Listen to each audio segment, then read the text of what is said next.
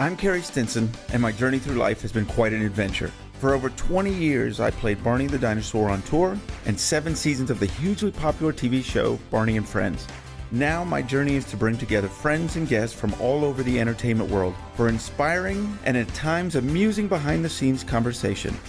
I'm Carey Stinson, and this is Purple Roads. Welcome to Purple Roads. My name is Carey Stinson, and as always, I'm thrilled to see you. This is the new season of Purple Roads, and it's so much fun. You know, this is the podcast where I get to talk to people from the children's entertainment universe and to get to hear their stories and hear their journeys. And I love doing this, and I'm so excited for today. We're bringing back an old friend of mine, Hilary Kinzler. Hilary Kinzler was working for art department on Barney and Friends, and then she became the kid wrangler. And so I thought we'd do an episode here where we bring her back and kind of catch up with her. Hello, how's it going, Carey? Good to see you again. Nice to see you again. What you been up to? You know, we've been busy. You know, this is I was just saying, this is a new season. So we're bringing you back, catch up with you a little bit. Whoa. No. You've already talked to me. I know, but I love talking to you. No, Carey. No. This is a special Purple Roads episode. Okay? All right. So welcome to Purple Roads. I'm Hilary Kinzler, and today we are sitting down with the one and only Carey Stinson, who played Barney for 22 years. How you doing today, Carey? I'm good, Hilary. I'm good. Welcome to the show. Welcome to your show. I'm glad to be on your show. Guest host? Yes.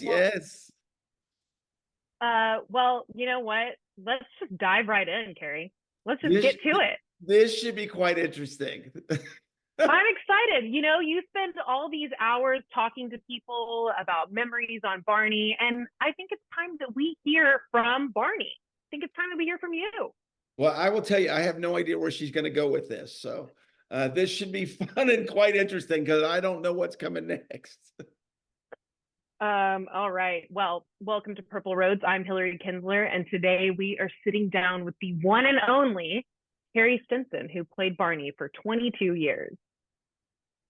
Hello, Hilary. Thank you very much. This is fun. This is fun. I think that, you know, we hear so many stories from everybody, and I think it's time that we get to hear your story. And so that's what we want to do today, guys. We just want to dive into all things Carey, all things Barney. And, you know, you can't do that without going back to the very, very, very beginning. So, Carey, yeah. I want to know, you know, start from the beginning. Tell me, you know, where you grew up, where you're from, what kind of kid you were. You know, it's interesting because you probably hear a lot, Texas. I'm a Texas guy. I'm wearing a Texas shirt. But I was actually born in Washington, D.C., which I think surprises people. I was in Texas. I found my baby book the other day, and I actually was in Texas when I was 4 weeks old. So I'm proud of that. And I moved here when I was 8 months old to Texas, but I was in Washington, D.C. You know, as Texans say, we got here as quick as we could. And I fell in love with this state because of my parents. My mom and dad were very strong influences in my life. And my dad was born in Fort Worth. And so he wanted to bring his kids here. So I went back and forth a few times. But we ultimately moved here for good when I was 10 years old. So I grew up in the Dallas, Richardson area of Dallas, Fort Worth. Okay. And did you have any siblings? Were you youngest, oldest? I'm the oldest. I've got a brother and 2 sisters. My brother is very close to me. And you know Casey. I'm pretty sure you know Casey, who my brother worked on Barney and Friends. He was involved. Audio, but if you don't know, he was also out on the tour with me. My brother came out on the tour and did a year as a wrangler on one of the Barney tours, and then came back and did audio for Barney and Friends. Both of my sisters at one point or the other came and visited some aspect of Barney, and then my mom and dad also were extras on one of the episodes, which you may have been around for. Probably. I probably was. What kind of like house did you grow up in? I know that you kind of came from like a relatively a creative family, musicians, dancers. What was it like in the Stinson household growing up? Um, it was pretty cool. It was pretty cool. We had very, very loving family. And that's an important part of my Barney story because my dad um, Mm. grew up with a single mother. His father left when he was young. And so when he had a family, he stressed love in our house. We always told each other we loved each other. Um, it was just an incredible experience. And so, the Barney thing, I it just made so much sense to me because I really grew up in a house of that. My mom was a dancer. My dad, which is crazy, but he was a drummer going through college, and I have absolutely no doubt that he probably backed Willie Nelson at some point when Willie was getting started. He used to tell stories about that. Um, so that kind of inspired all of us. It definitely inspired me to get into the arts. And I went to college in Waco, Texas, playing piano. I also Oh, wow. tried to sing. I'm not a singer, but I tried to sing. I took singing lessons and singing classes. I got an A in the class because of my passion and my hard work, not because of my voice. But all of that helped me with when Barney came along because I was a musician. And so when the opportunity came in, they were like, "Well, you understand, you're an artist, you come from that, you can do this." Because of course I'd never been in a costume. So Well, yeah. what kind of piano did you play? Like what was your, I mean, if you were playing in college, that means you're pretty good. Well, that's a funny story because so in college, you can go to school like North Texas. North Texas is known as one of the top music schools in the country. Their jazz band is internationally known. Where I went to school, it was the opposite. It was for working musicians. It was still a great school, but it was for working musicians. So what that meant was I was in a rock band as a class. I was in a country band as a class. So we would gig around. I went to school in Waco, Texas. So we would gig around town and uh, and play concerts. It was a crazy thing. Um, and I mean, you were kind of thrown out there. So that's where the performing, I think, a little bit came on and learning to improvise as well. Wow. Do you still play? Some, not as much as but some. I don't know why, but from a early age, I basically tried every area of the creative arts. I don't know what that is. I'm a photographer now. I took dance lessons. I took tap at one point. Played piano. I tried to sing. I don't know what it is, but I've always been that person that likes to go out and give it a shot and see if I can do it or not. Well, it's kind of like all these little things, growing up in the early years of Carey kind of got like they were all tools for your toolkit to become who you were as Barney. What kind of kid were you? Like, what kind of TV shows did you watch as a kid? Oh my gosh. The ones that I love having on this show. I watched Mr. Rogers and I watched Sesame Street all the time. I can remember it vividly watching both of those shows. Um, and then, the cartoon stuff, I always remember uh, Hanna-Barbera and Speed Racer. And I loved all the Hanna-Barbera stuff, and the crafts, the Sigmund and the Sea Monsters, the Bugaloos, who I had one of the Bugaloos on before.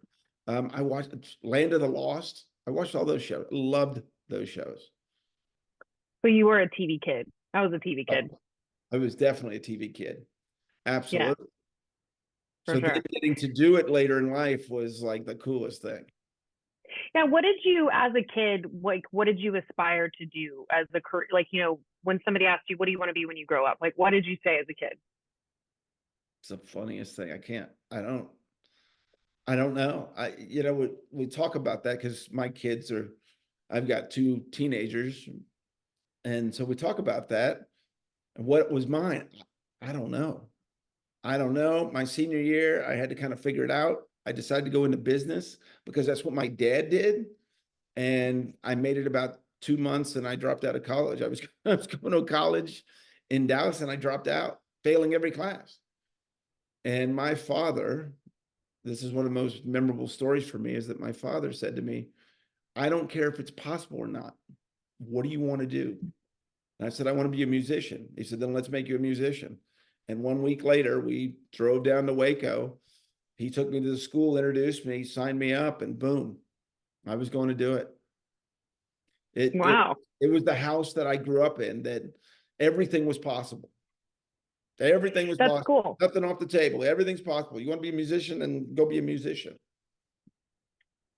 And so you're in Dallas or you're in Waco when you went to school for music? Well, I was living in Dallas and we moved to Waco. I moved to Waco. Okay. And so at what point was Barney all of a sudden on your radar? So I finished school in Waco, and it was one of those things because it's like school just ended, and it was like, well, now what do I do? There's not, how do you become a working musician all of a sudden? So I moved down to Brownsville, which is where my parents were, and and then I went to Tampa. My parents moved there, and we moved back to Dallas. And my dad was like, "You guys got to you got to get off your butt." And I went. My infamous story. I went to a Chili's because we didn't have internet, so I had to go through the newspaper, find a job. Chili's was hiring. I went to Chili's in Plano, Texas, and they said the only thing we have is a busboy. But if you do that, we'll move you in and make you a waiter, a server. And so I was like, okay, I'm supposed to go get a job. So I went and got a job. Dad was thrilled. I got a job and I started doing it. I had been doing it for about 2 weeks when this guy said, hey, Carey, can you work for me Saturday morning? I have to go be Barney. What the hell is Barney? There was no TV show at that point. They had Okay. done 3 videos. That's it. And he said, well, it's this costume character and it's pretty big in this area. And I go around dancing in this costume at people's birthday parties. But I'm actually getting ready to go off to college.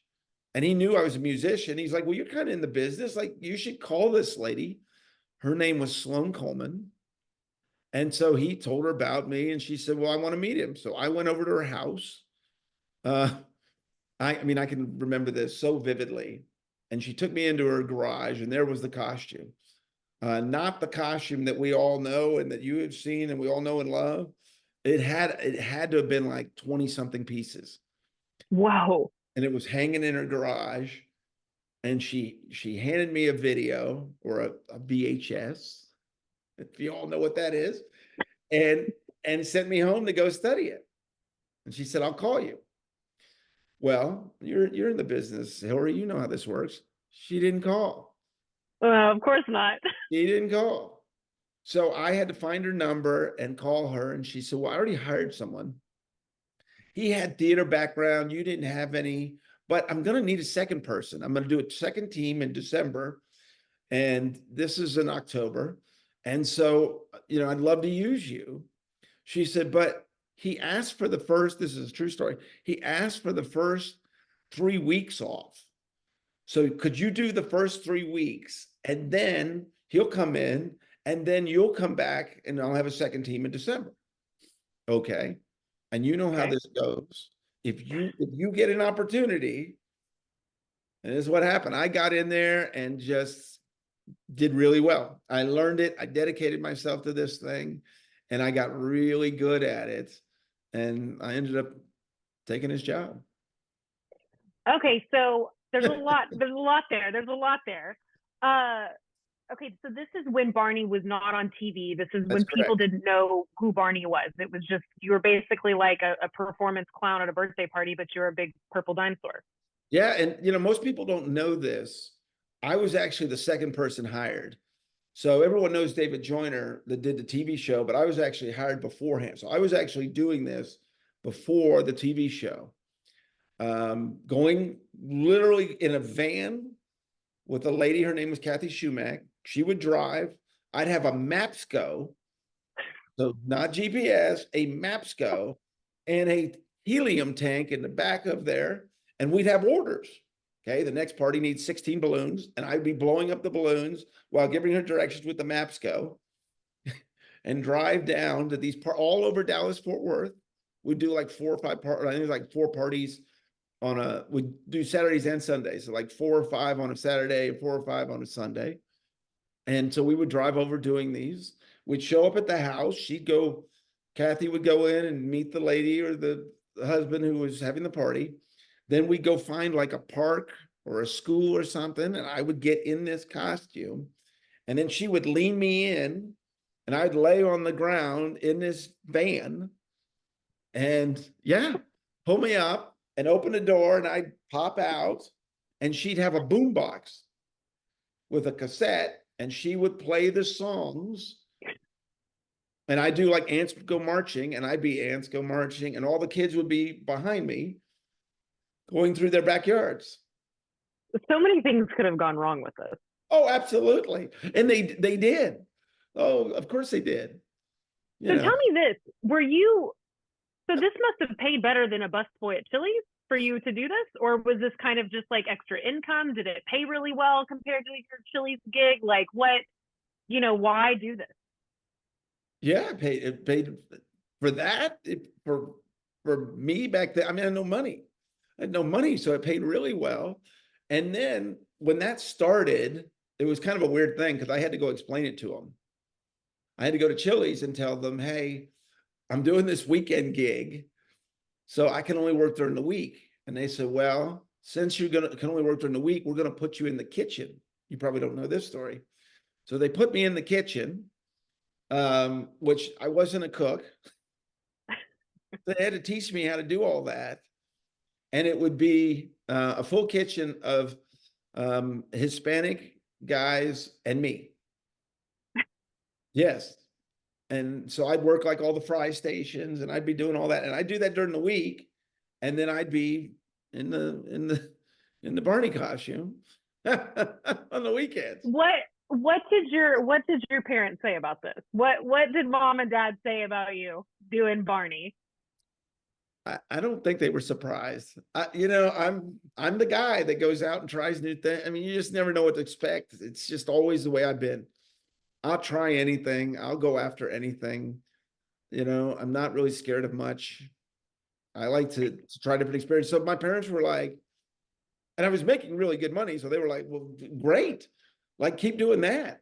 They were ecstatic about it. Do you remember the first time you put on that 20-piece costume? I can remember doing it. And I don't know why. Like, I thought it was cool. Like I had no problem. I thought it was cool. There was something about the fact that these kids, the reaction, even with that costume, they had the reaction. Like, I had no idea what those videos had done, and it was just, I don't know, it was really cool. And Sloan had 2 little boys at the time. And I don't know, it was just she was an entrepreneur, that small little business she's running, and, she's taking care of kids, and they're in the diapers running around, and I'm putting the helium tank. I mean, it was just crazy. It was crazy. Yes. Sloan was the OG mom blitzer, huh? She was. And the other thing is, we didn't have a voice with us. So if that tape machine wasn't working, Barney wasn't talking. Barney was just there. And, you saw obviously on Barney and Friends, we had a big tail, and there was a lot you could do with it. This one was not as sophisticated. So it was kind of hard to keep kids, entertained, but we did. Well, at some point I want to dive more into the costume for sure. I have lots of questions about the costume. Okay, so at this point you're going to backyards, you're performing in backyards, in and out of people's homes, you're making some extra cash on the side to Yeah. supplement your Chili's career as a Yes. fry cook. Yeah. And making the big bucks, Carey Stinson here in Dallas. Yeah. At what point did it was it like you guys were on to something and you knew that Barney was bigger than you dancing around in a 20-piece costume in a backyard to a cassette tape? Well, what happened was, so that had started in October. We're coming around near to a year, and Barney and Friends came out. And when Barney and Friends came out, the lawyers came to Sloan and said, you have to end that business. We can't have Barney in people's backyards with the potential of being sued, as you can imagine. Not a good move. So they brought Sloan into the company. And so Sloan, and I mean, I'll never forget it. I remember where I was. I remember the phone call. She called me one evening and she said, I got you an audition. They need a second person that can do all the promotion for them, all the PR, kind of whatever, which is kind of what you do, but you get one audition. So don't mess it up. I mean, she was like, this is it. Like, I had to work hard to get you this. They don't know who you are, but they're going to give you a shot. And I said, okay. I showed up in Dallas and they were having a J.C. Penney. In the early days, Barney did a lot of work with J.C. Penney. They had a merchandise line, clothes line, all of that. So they had a fashion show.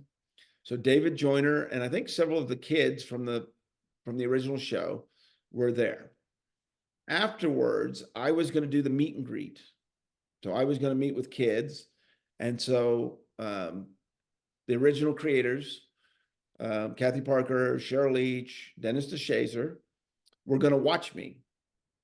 So they had a camera and they were going to watch me interact with kids, which has been always special to me. The fact that it wasn't about your dancing skills. It wasn't about jumping. It wasn't, I mean, obviously me being able to handle a costume was important, but it was about kids. It was about how you were with the kids.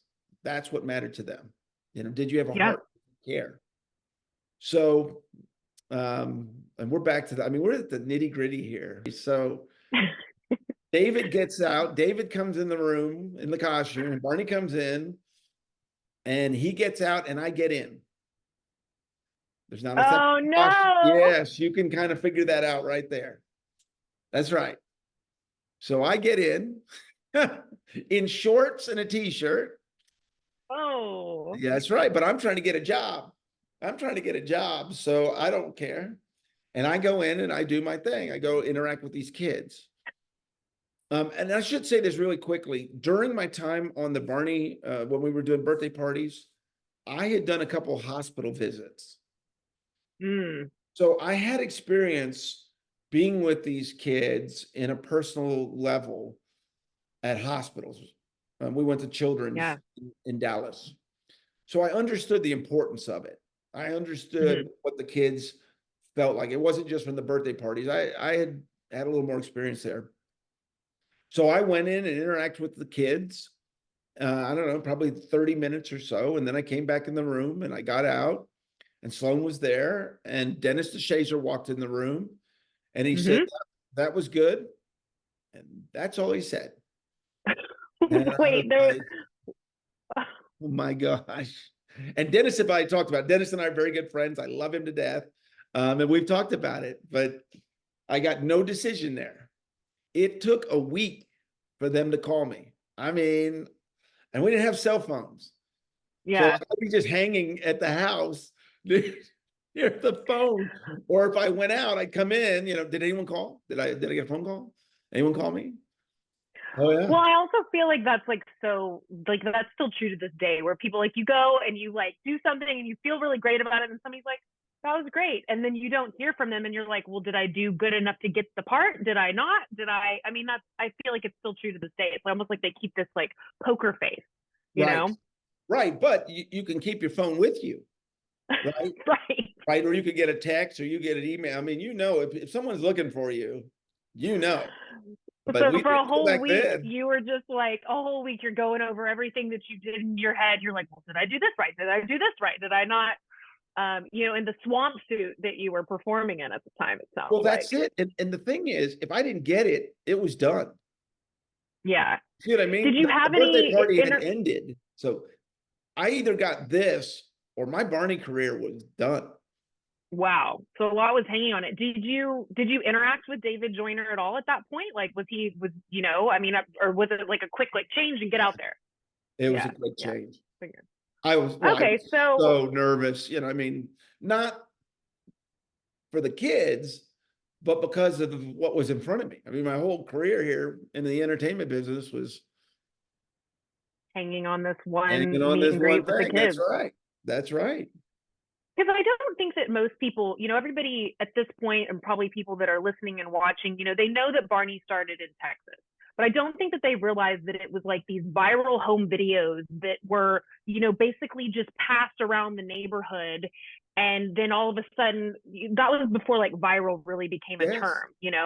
And then you became the Barney that would go to birthday parties. And I'm sure that was like a hit. And then all of a sudden, it just started getting bigger and bigger because there was the PBS shows. How many did they do at first? Maybe like 6, right? Or Well, 3? they did the one series and then, it got canceled. I think you know that story. Mm-hmm. It got Mm-hmm. canceled. So I forget how many episodes that was, but they did the one Yeah. season. It got canceled because they went with Shiny Time and they went with Lamb Chop. Sherry Oh, Lewis yes. and I Lamb remember Chop. Lamb Chop. Yeah, and Barney Okay. So got you're bumped. sitting at home. You're waiting for this call. Tell me about Yes. the moment that you finally get the call. Well, it was crazy because when Sloan called and she said, "You got it," and I went on a promotional tour for J.C. Penney's. So they immediately had a job for me. It wasn't just, well, you're going to be the guy and, you'll get a call sometime. It was like, and I can't remember, I apologize. I can't remember how many weeks, but every weekend I was going to be going to a different city and going into J.C. Penney's stores. Well, this was the original plan, in the J.C. Penney stores where kids could meet Barney. So the first Wow. weekend was in Dallas, and then we went to New York or New Jersey after that, which I think we flew into New Jersey, but we performed in New York. So it was probably like 3 months or 4 months of this. So I had a steady gig now. I mean, this is the way you look, right? So now the Chili's things is keep going. I tell them now I'm going to be going to different cities all over the country, which So they had to find a new fry guy. no, the fry guy was staying. I was still doing the fry stuff during the Oh, week. you were still doing Oh, Chili's. yes, Okay. absolutely. Okay. Absolutely. I would come back, which was crazy because I would go to these, amazing cities. I'd never traveled, Mm-hmm. and we're getting Yeah. to go to all these different places and do all these different things. And Well, this then, is when malls are hot. yeah. Oh, yeah. This is when it's like the early 90s. Like, this is when mall culture was at its peak, right? Well, it was crazy because the first one was in Vista Ridge, which I think is still there, in the Louisville area. And so we get there and they're like, and I mean, I can remember this. I drive myself to the mall to meet them in the back dock and they're like, there's a problem. And I go, what's the problem? They're like 7,000 people showed up. No way. Yes. Yes way. Yeah. Oh my God. They were just going to have me in the store and people would get to shake Barney's hand or give him a hug and then buy a t-shirt or whatever. 7,000 people showed up the first one. So they had to put me in front of the J.C. Penney store, and the kids, one by one, came over and waved at Barney, 7,000 people, my gosh, for 2 hours. So they wave or I'd high five them and shake my tail and do all that stuff. It was crazy. So knowing that you're walking into a situation where there's 7,000 people that are there to see you, are you starting to realize the impact that Barney is now making on children across the country? Like, are you now starting to get it? Like everybody's like, okay, this is bigger than what we thought. Yeah.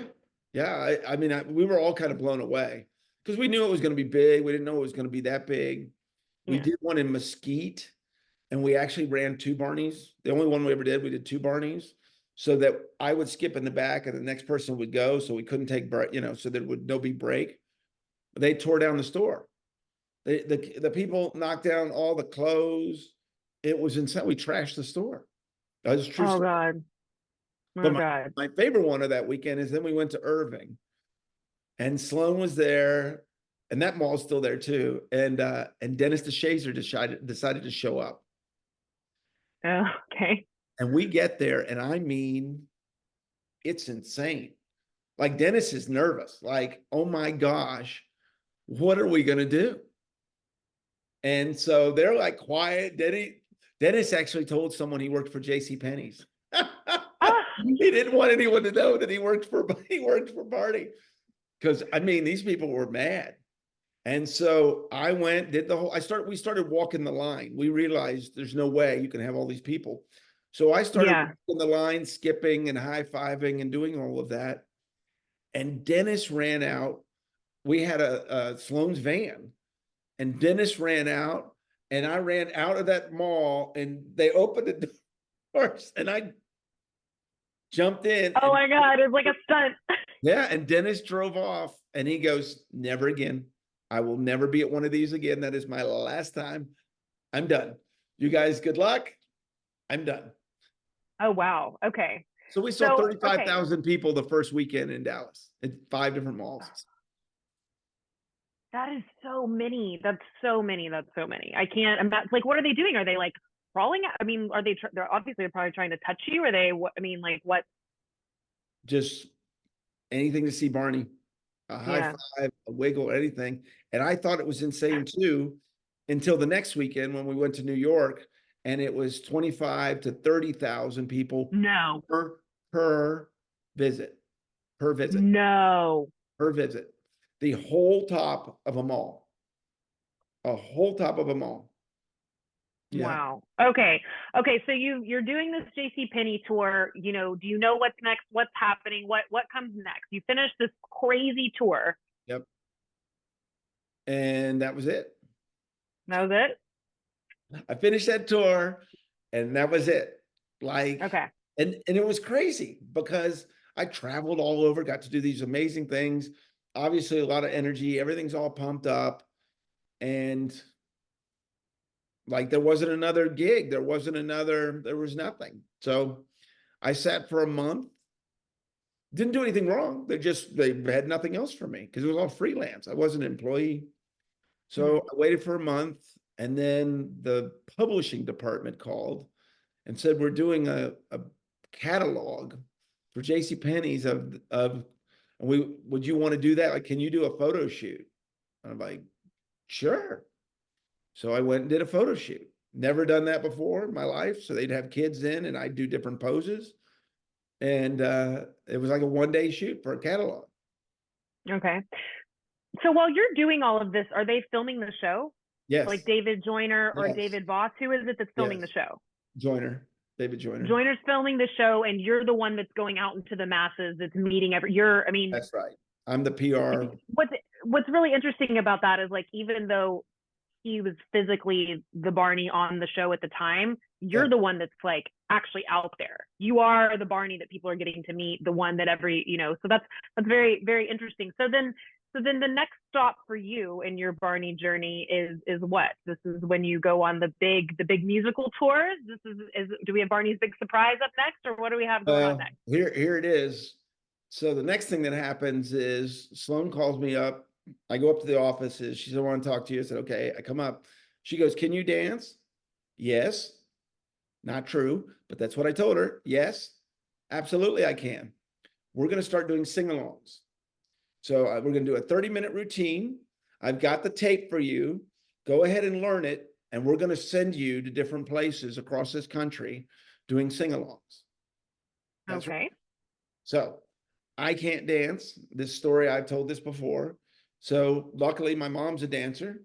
I take it with her, and I've got all the VHS, and we watch all of the songs, and my mom learns the choreography and teaches me in my parents' garage. I took my mom's old jacket and I took a backpack and I put weights in it and I made my own Barney costume. And I learned the routine in my parents' garage. Is this in Brownsville? No, this was in Dallas. We're back in Dallas at this point. Okay. So my mom teaches me how to be Barney, how to do bell kicks, 360s, the whole deal. And then I come back to Sloan. I said, I'm ready to go. I do this. And this is a point. So I start doing this for like a year now. And this is when my dad came to me and said, I know you're having fun and I don't really know exactly what's going on, but because I was starting to think I was going to leave Chili's. And he goes, I don't know if that's a good idea, but you're a Okay. grown man. You need to do what you need to do. I said, okay, I appreciate it. So I did. I quit Chili's and now I'm just doing these sing-alongs. I don't know, 2 to 4 times a month. And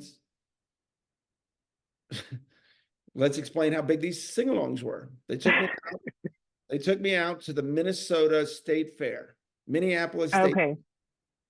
I That's did. like the biggest one in the country, right? It's one of the It's biggest fairs in huge. the country. It's huge. Yeah. And they have a racetrack, have a big stadium racetrack. So I go out and do 3 shows, 16,000 people per show. Whoa. 16,000 people per show. It's like a rock concert. It's everything you see now. And they hear the music, you know, the big dun dun dun. And I mean, I fly out like a shot out of a cannon, and it's deafening. It's deafening. And it's a 30-minute show doing all the songs, all the kids are performing it with them. I've never seen anything like it in my life. How Absolutely. long are you in the suit doing this? 30 minutes. For sure. High volume, high octane jumps. There's no stopping. I mean, how do you stay in shape for that? Like, how do you like? I mean, that's physical. So it's part of the other reason why I got the job. I was a cross country runner, and they knew. Okay. They knew that, so they knew they could push me, and I could handle it. So I had that part there, and then my mom taught me how to dance, and I'm telling you, it was the adrenaline in those things was incredible, incredible. And How so did you prepare for those? Did you like drink a bunch of coffee? Do you eat like? Did you have like something you did before, like eat something or anything like that? no, just try to stay as loose as I could. Yeah, I would just, stretch a little bit, but I was a runner, so I knew how to prepare for race. It was just the same concept. And then you learn the breathing, that's probably a big part of it. When you can breathe and when you got to keep going. And the songs were paced out. So we'd have a slower song. I could kind of catch my breath and get ready for the next one. And then that's where I really got good with my vision. As you know, we had very little vision in that costume. And so I got really good at being able to be aware of where I was and use all my senses when I was doing it. Yeah. It was incredible. And then the big thing happened. They called one day and they said, hey, we're going to go do Radio City Live. And oh man, you're going to be the number 2. There's going to be 2. So David Joyner and myself. And so I was the understudy, but I was also in the show. I was the stunt Barney. So I'm the one up in the, up in the, I forget what they call that up there when he has a mop and bucket on his bucket, that's me. And with the boa, that was me. All the stunt stuff, the costume stuff, that was me. So you and Joyner were both on tour together? Well, just the one show. We did the one show. Oh, okay. So we did the one show. And so he was the lead on that one. And I did that. And it was ridiculously successful. I forget how many shows, but it sold out every show in 30 minutes. I'd never been to New York in my life. It was ridiculous. Like I'm 25 years old playing a Radio City Music Hall. That is so crazy. I'm rehearsing where every Broadway show still to this day rehearses. I'm there. These are all Broadway dancers in that show, other than the original kids and stuff.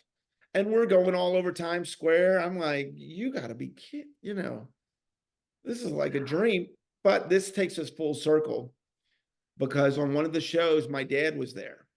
He had a meeting in DC, got on a train, went to New York, and he saw the show.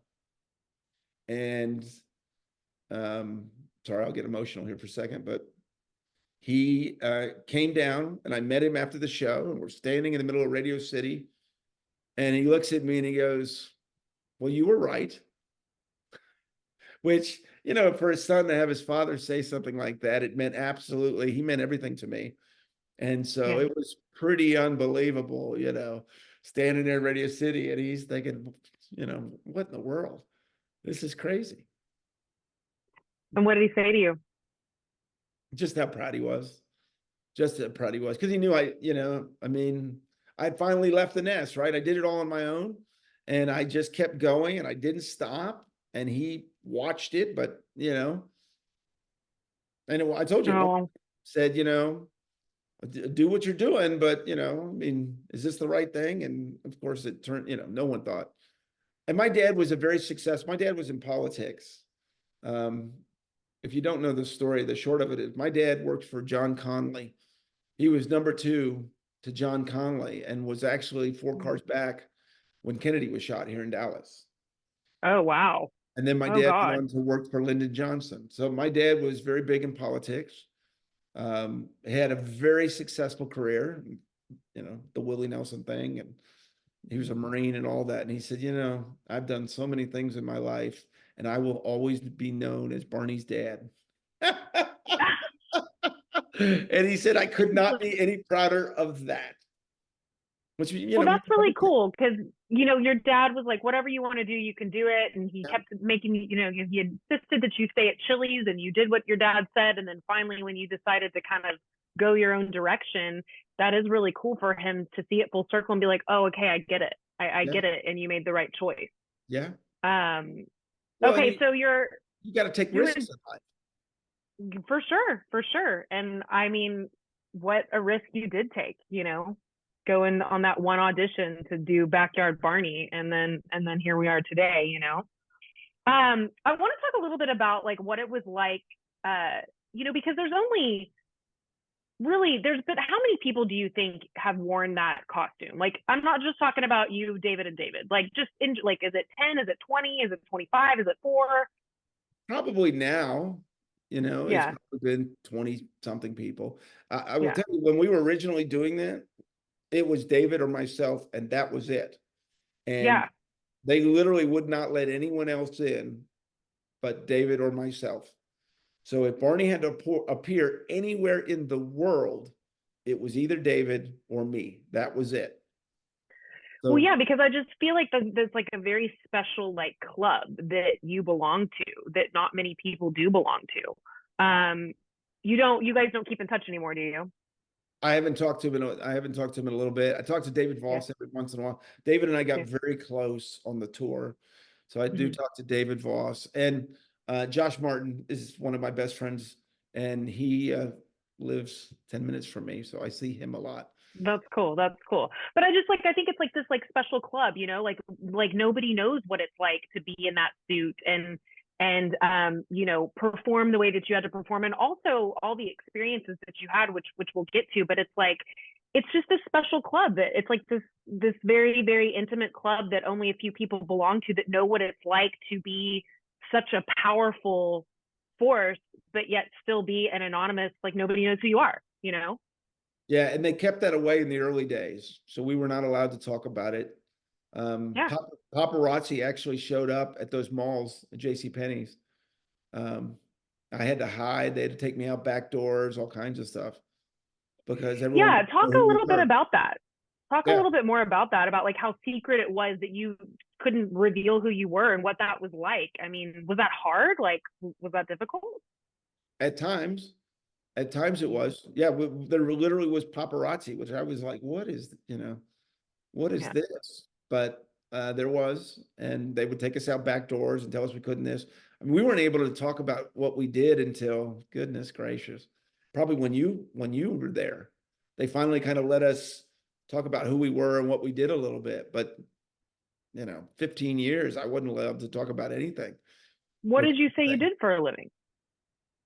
I think I just said I worked for them. I don't think it's funny when I tell people like I worked for Barney and Friends, no one ever thinks I was Barney. So they're like, well, what did you do for him?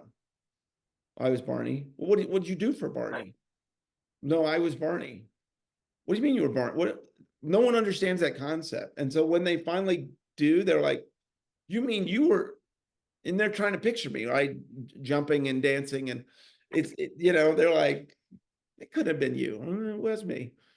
It was me. So, well, hold on. So you're like, you're in your late 20s, early 30s. Like, this is prime time to be going out and dating and partying and doing all the things that 20-year-olds and 30-year-olds do. Like, how did that affect that part of your life?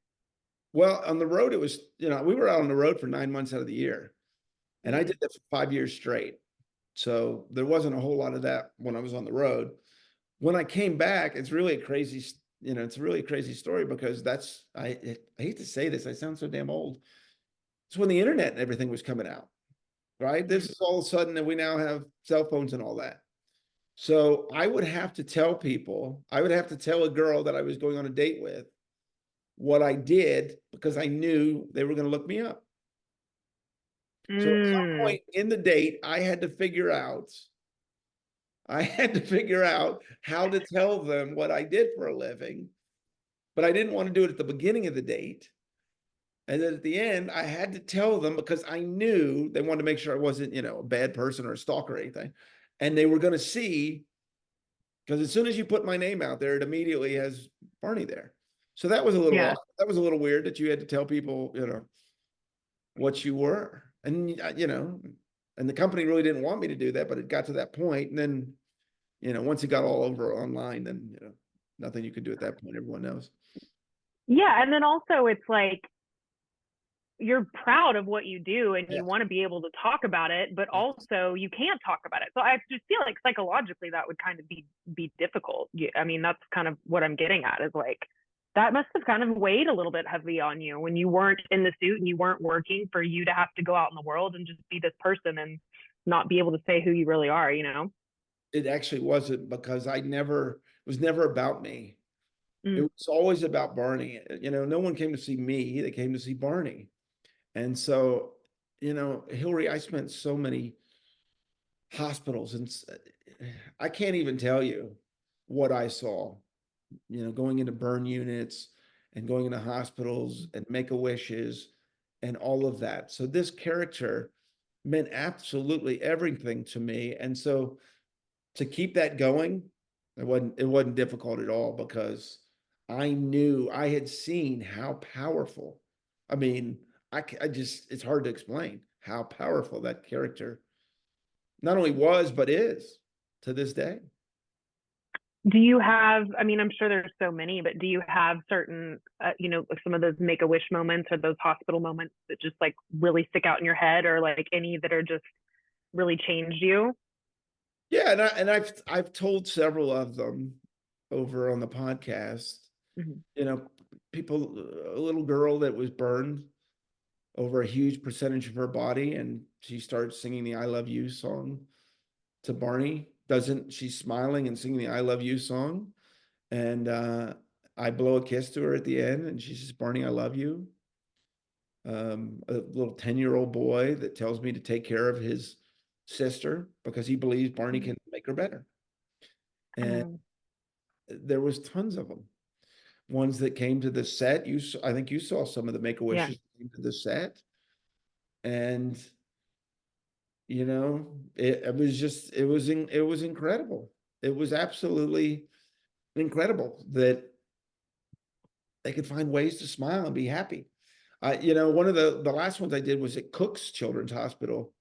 In Josh was with me. Josh wrangled me at this, and I mean, we went probably 2 hours. This kid was terminal and was in diapers and had a bandage on, and I knew what it would mean to the kid's mother for me to be able to hug the kid, and the kid was scared to death of Barney.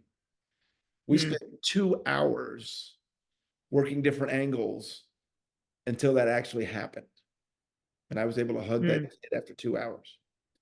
And we got done, and Josh said, "The mother wants to meet you." And I think she was probably from Ukraine or something of that nature. Her Mm. English wasn't great. And I came out and she's bawling and she's hugging me and I'm sweaty and nasty. Right. And she's like, what you just did for my child. And I'm like, but do you know what your child just did for me? Like, Mm-hmm. it shows you what kids show you in the humanity. And I feel like I learned more than I could have ever have done for these kids, And so that was such those are just amazing experiences. This is did you ever cry in the suit? Oh, sure. Yeah. Oh, sure. Yeah. Yeah. Because I get Especially real the, emotional around all that. So I can't, I mean, and you can because they can't see your face, yeah, but the burn unit, that one, I'd never seen anything like that. And I'd been doing it for probably 8 years when that one happened. But I could not, because I could see how burned I could see how no one else was allowed in the room. I mean, it was a mhm. big deal that they were able to allow me to go in there and to see that was just unbelievable. I mean, she Right. smiled the whole time. People used to say to me, Carey, all the sadness you've seen. I've said, I've never seen sadness. I didn't see sadness once. Yeah. They always Yeah. smiled. They were always happy. I had the great job of getting to bring fun. You've got a 7-foot purple dinosaur jumping and doing spins, in hospital rooms. It was awesome. It is really, I think that, you look back on all these tours and these magazine covers and the TV shows that you were on. And it's like, I think, the most rewarding part, like you're talking about is these visits. So, Oh, um, absolutely. Well, and jumping out in front of 16,000 people in Minnesota. Are you kidding me? Watching children when Barney says, a great big hug, and these kids would hug their parents. 16,000 kids hug their mom and dad. Come on. I don't know. I You don't know. see that. It's just, my gosh. It's amazing. Okay. So you're out in the wild, you're on tour, you're doing hospital visits. At what point do like let's talk about some of those tour cities. Like what are some memorable cities? Anything like that really happened in any of these cities, maybe um Cleveland. Oh, well, Cleveland was not on tour. It was a JC Penney. And Okay. we got, I mean, this was grassroots, right? So when you saw me near the end, I had silks on and all kinds of stuff. But back in the early days, I used to put my bandana over my head. And in Cleveland, it dropped over my eyes in the middle of like 2,000 people, and I'm blind. I am absolutely blind, and I'm having to get to Kathy because Kathy was out there. Kathy came with us, so Kathy came from birthday parties to Barney as well, and I'm like, I'm blind, and whispering, I'm blind. She's like, what? I can't see. They had to go find a store in a mall that had gone out of business, like they could take me in. Yeah, so Barney all of a sudden is blind walking through a mall. Jeez. So you never wore a bandana over your head about again after that, I'm sure. We had to change that. Yeah, we had to Change that make one. changes. But I had all kinds of stuff like that happen, costume Mhm. mishaps. Yeah. Well, I want to talk about how you transitioned from being on tour and visiting all these cities to you finally got a little bit more stability of staying in Dallas, right? And you then in 2001, right? David Joyner, kind of the passing of the torch. You Yeah. then became the Barney on the show, right? Yeah, So what was that like?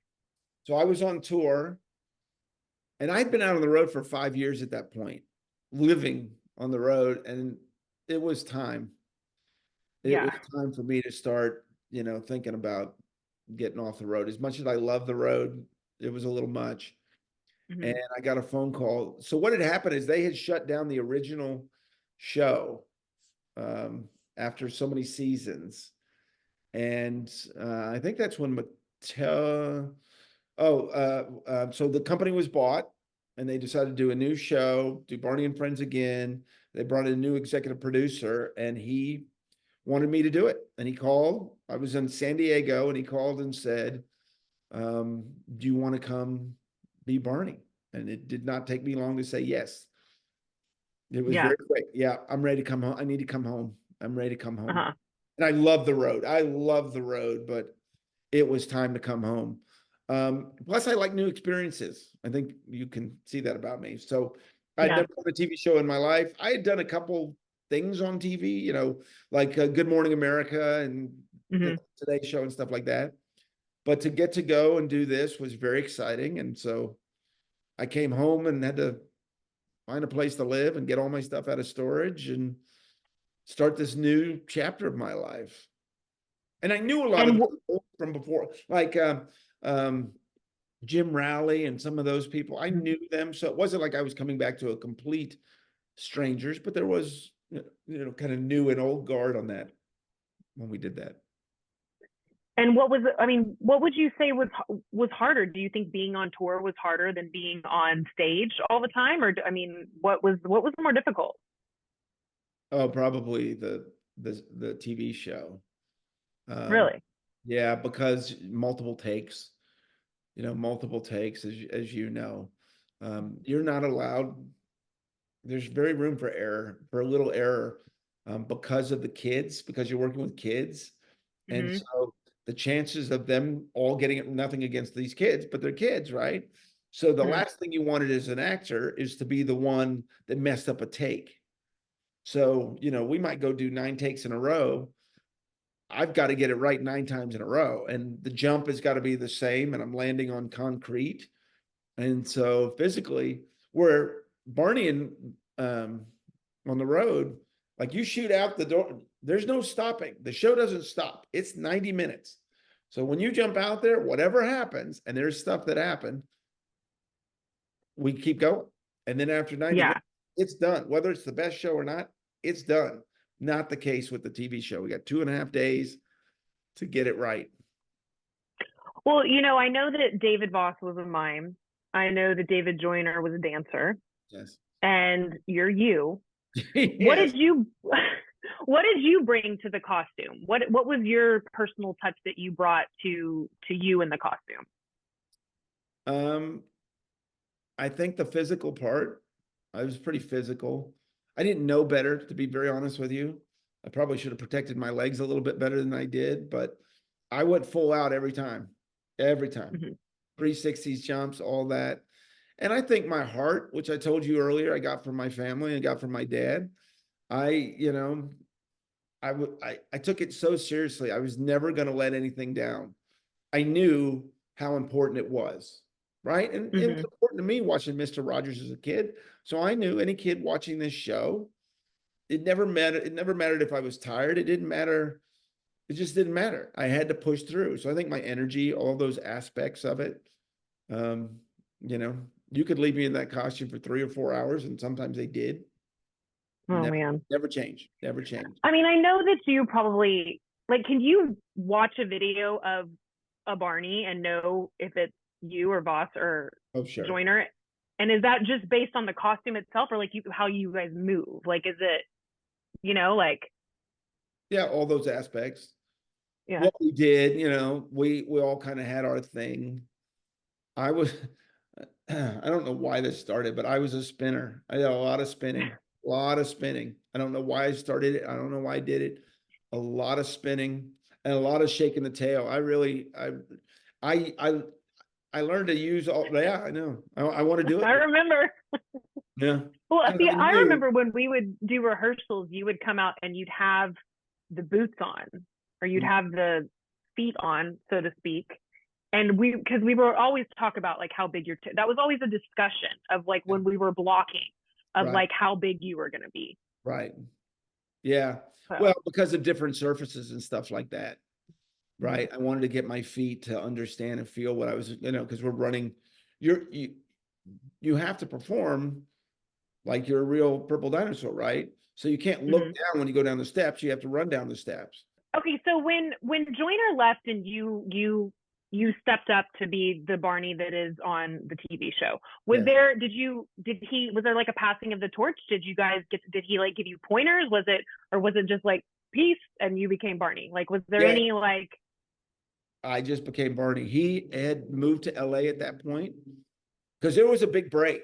See, I was still on the road, but there was a point um, where he had moved to LA. He was starting to do some other things. And so he wasn't even in town when it happened. And okay. yeah, so there was no one. And in fact, I mean, they knew that I knew what I was doing. So they just kind of let me go at it. And when you came onto the show, was that when you immediately had Dean, or were you with Bob, or what? When the I was with Dean. So I'm probably the only person that also worked with all the different voices. So I know, you Tim really Beavers and Duncan and Bob. okay. So what was it like, working? What was that like on set? Having a voice, you know what I'm saying? Like what was that like working together? Are you guys like talking to each other in ear? Like, what are you doing? How does that system work? We no, I don't have a mic, but I can hear him. I'm wearing an earpiece. But what we would do is tell the kids. So if Dean was talking to me, I could tell the kid, because the kid had a live mic, tell Dean this. Because the voices that you can probably imagine used to like make jokes and make us Oh, laugh. I know. Yeah. Yeah. So, you know, and the big joke, of course, would be, oh my God, it's hot in this booth. They used to talk about the temperature stuff all the time because they knew we were dying. So they like to torture us. There was a lot of that went on. And I remember Dean always, he's so sarcastic and funny. So he's always probably just telling you jokes and, Oh, he was. And the funny part is that I figured out. So, I mean, after you doing this so long, I figured out everything. I could do anything in that costume. I mean, I could go anywhere. So I figured out how to open doors. And I would, on a break, I'd show up in the full costume in his booth. When he was talking about me, he'd be sitting there and they wouldn't tell them that we had wrapped, we'd cut, and he's sitting in the booth, and all of a sudden Barney's in his voice booth. you guys probably played so many jokes on each other, didn't you? We did. We did. We did. It Never, was a blast. never a dull moment with you two No. around, because that was when that's when I was there is, Yeah. and I remember hanging out with you guys afterwards when I became of age to be able to like go hang out at Yeah. restaurants and stuff afterwards, and how much fun we had, because we worked hard, man, and then we played hard, so We did. it Yeah, was always a good time. we did. I want to talk a little bit about working with the dinos, working like what you learned working with them, and Jeff and Lauren and Kyle. What did you learn working with them? How amazing they are. Yeah. They, I'd never worked with little people before. I met, Jeff. I worked with Jeff and Jeff Brooks, the original BJ actor in the costume, and they were amazing. There's no, I'm a 6 foot guy that was a marathon runner, and these dudes never said slow down. They never said you're going too fast, slow down for nothing. There's no excuses from these guys ever. And Jeff was older than us, and there was none of that. I mean, that dude would work and work. And Kyle Nelson, who's just, these are some of my best friends on this planet, and my respect Hmm. for them. I Hmm. became very protective of them Yes. because, people, especially out on the road, rude and rough, and they were incredible, absolutely incredible. There was never anything with these guys and girls, all of them. There was never, Well, I can't because I'm I'm shorter, or I'm a female, or I'm nothing. There's no excuses from anyone. They got in, they understood, because they were all hired by their hearts as well, right? mhm. So Yeah. they understood what was important. Nothing. Incredible. I think that it was life changing for me, even working with little people, because you learn so much about little people culture, and you don't know anything. And there's a whole culture, the conventions, the different, like, I mean, it really changes your life when you get to see inside up close and personal in their world, when you actually finally Like, and I can see that because people are mean, and then you realize that they have the biggest hearts and that they will do anything and that there is no in their vocabulary. That's right. That's right. Yeah, it was incredible. Absolutely. And still to this day, I mean, I see them all the time. I love those Mm-hmm. guys and girls. They're amazing. Okay, so what was one of your favorite episodes? I know that's hard to like. What were some of your favorite episodes? Well, I like I like the stunt stuff. So when I got to be on the roller skates, loved it. Loved it. The jump rope, loved it. And the jumping in the swimming pool. Yeah, I like stunt. I like doing and trying new things. Because I don't say no either. There's no, can you roller skate? Absolutely. Can you dance? Absolutely. Whether I can, I'm going to do it. I'm going to figure it out. I'm going to do it.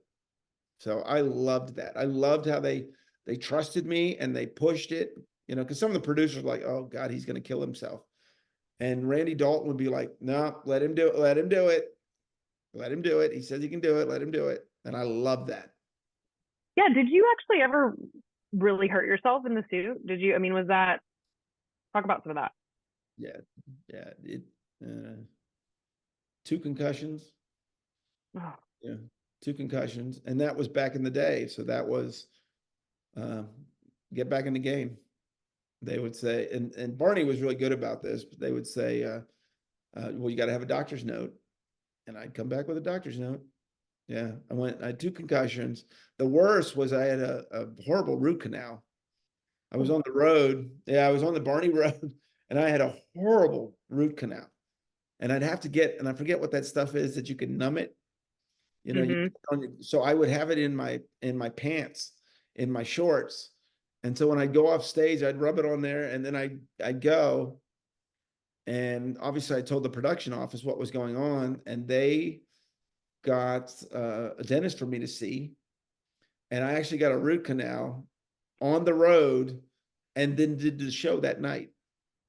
That's not safe. The nurse worked for the venue.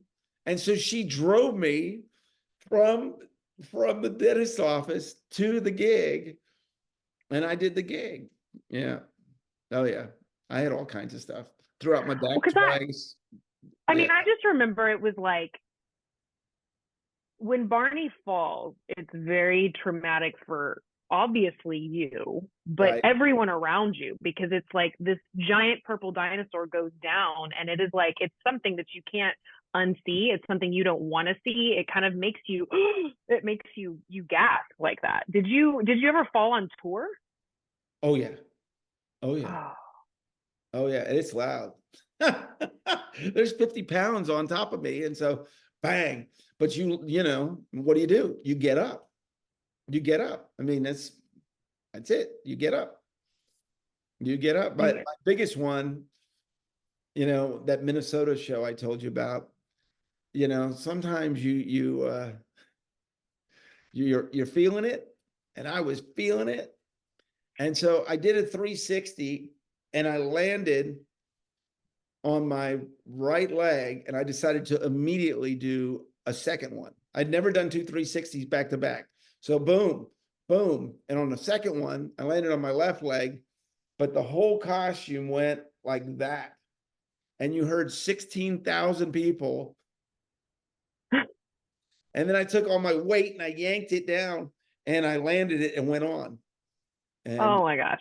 there were people waiting for me after the show that, where is he? Is he okay? What's No, happening? no, that was not the Oh. discussion. It was not, are you okay? It was, you will admit what were, oh yeah, I got, Oh, yeah, it was a oh, little, you got in trouble for being I an got ambitious in, Barney that night. that's right, I got in trouble. I got in trouble. Oh yeah, yeah, people almost had a heart attack. So, Well, you guys, so we were always on set, which was cool. We had the caboose, which I see is behind you, and we yeah. had the school. And That's the real one, by the way, from the oh set. my gosh, that's so cool. That's so That's cool. the real one. But then there were also home videos. There was more, videos and movies that we filmed, and so sometimes you'd go to different cities to film those. Tell me a little bit about the land of make believe. That's the hardest thing I probably ever did. And I mean, I loved it. But first of all, I was in it. So I was Mr. Barnes. That was a Fred Holmes thing. Fred came up with the idea and said, "Would you do it?" And I was like, "Absolutely." I was so excited. Fred and I got in trouble because when we filmed that Mr. Barnes thing, it took like way longer than it was supposed to. And the mayor from Orlando was there to give the key to the city to Barney. And Randy Dalton comes out and goes, "Why is what is happening?" Because you were supposed to be not Mr. Yeah, Barnes, I you were was supposed to not be supposed to be Mr. Barney. Barnes at that point, and it was you'll wrap it up. Yeah, yeah, you wrap it up. I need Barney. Yeah, so that was hysterical. But in that suit, it was in Orlando. The theme park was open, so they would just shut down the street, but people could actually watch us film. So I could never take a break. I couldn't get out of the costume because we would only have it, like this is for only half a day. This set or this one was all blocked out. We went to Discovery Cove, which was SeaWorld, and I had to run in the sand. Do you know how Oh hard my it is gosh. to run in sand? No. Yeah. Um, we went in with I don't know, the birds. I had parrots on my arms. I was holding parrots. Um, Real one? yeah, yeah, yeah. Oh yeah, I think you've done it all. I think you have done it all in the suit. oh, What haven't you done? we held a snake at one point. It was a python Nope. in Nope. Fort Worth. Yeah, I got a picture of me holding a python. That was, yeah. Well, I never told him no. I think I told you the one that did kind of push me is I got to stand on the marquee of Radio City Music Hall. So I was literally on the marquee, and the photographer kept saying, "Tell him to get closer to the edge." And there was a point where the toes were hanging off, and I'm like, "I'm done. Tell him to get the shot because this is as far as I'm going." Because I can't see where I am. I'm standing up on this thing, and no one's holding me. I'm just standing on the marquee. Yeah, yeah. But you got the shot. We got the shot. We got the shot. Yeah. Tell you now with all the safety standard stuff, you wouldn't be doing that now. No, I know. We broke everything. Everything. Yeah. Well, I think it's really interesting because you've had all these experiences, you threw the first pitch at a Milwaukee Brewers game, right? Yep. And you've been on the cover of People magazine, Yep. and you've met so many celebrities, but you've met all of them as Barney and not as Carey. That's right. Tell me about some of those. Yeah. I was watching the Oscars the other night, and they were doing Best Actor, and there's Forrest Whitaker, and I'm like, "Yep, I met Forrest Whitaker." Because my wife just nothing surprises her anymore. I'm like, "Yeah, I met Forrest Whitaker." Michael Irvin of the Dallas Cowboys. Got to bring him with his kids. The drummer from U2, um, John Bon Jovi. The crazy one. Well, I met John Travolta and Kelly Preston, and then I met Maria Shriver. Maria Shriver is one of the coolest because we were doing a photo shoot for TV Guide, and so there were no kids. And part of the deal is she said she would do it if I would do a meet and greet for her kids. And I said, yes. So we're in the middle of the shoot, and she stuck her head in the mouth. She goes, "Who's in there?" And I'm looking at Maria Shriver, and I'm like, "Well, hi, I'm Carey." And so we took lunch, and I got to meet her. So that's one I actually got to meet. But yeah, you got used to it almost. I mean, Rosie O'Donnell, I was on the Rosie O'Donnell show. I met Rosie several times. There was as big as you can imagine. Yes, Barney met him. I mean, as big as you can imagine. Barney met him, which was just incredible. But what I found out is that they're just parents. I mean, it's no different. Yeah. I'm like freaking out because I'm meeting U2 Summer. I'm like, this is awesome. Right. Yeah. But for him, he was a dad. It was cool. It was cool. What do you think was like the hardest part about playing Barney? I don't know. I don't think there was. I Uh, mean, probably the hardest part was when I left. That was probably the hardest Yeah. part. And I didn't do anything wrong, nothing happened. It just, No, and they just stopped. it was an abrupt ending. So I No, think I it's went for 2 more years after that. okay. They kept me going. So I did special events for 2 more years after the TV show shut down. Um, I was doing stuff for Sprouts, and so they would fly me around. So um, that was different. It was like it was, all these new people and doing these new things. But, um, I hung on as long as I could because I loved it so much. Yeah. When was the last time you put on the costume? Well, that's a funny story because it was 5 years ago, and I know that.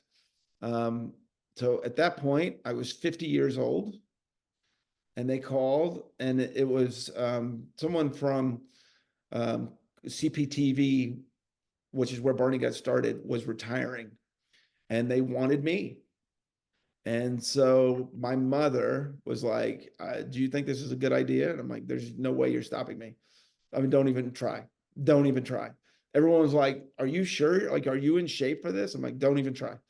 Don't even. There's no way I'm not doing this." And my now wife, we had only been dating for 2 months, 1 month. Yeah, and I'm like, "Yeah, I gotta," obviously she knew I was Barney and all that. My stepdaughter had looked us up, found me on Twitter, and so she knew from our first date I was Barney. She was still trying to figure that out. But yeah, I went up to Connecticut, and that was crazy because at that point now he was like a massive rock star. I mean, it was just crazy. It was just Yeah. crazy. How long were you in the suit for that one? A bunch, actually, a Oh. bunch. Yeah, I had to come out and do the whole thing. So did the original dance again, doing a bell kick, some spins, of course, and then they made me part of the program. So I went on there a bunch. That's Um, really cool that your wife got to was she there? she I mean, wasn't. she was your future, Yeah, but she that's wasn't. cool that she got to like so do you like have a suit like hanging in your garage? I No. do not. I do not. Everyone wants to know. I know they have them, and that last one only fits me. It was made exclusively for me, and so it's somewhere. But Yeah. it was made for me, my height, my everything. It was custom fit. I had a custom fit Barney suit. How about that?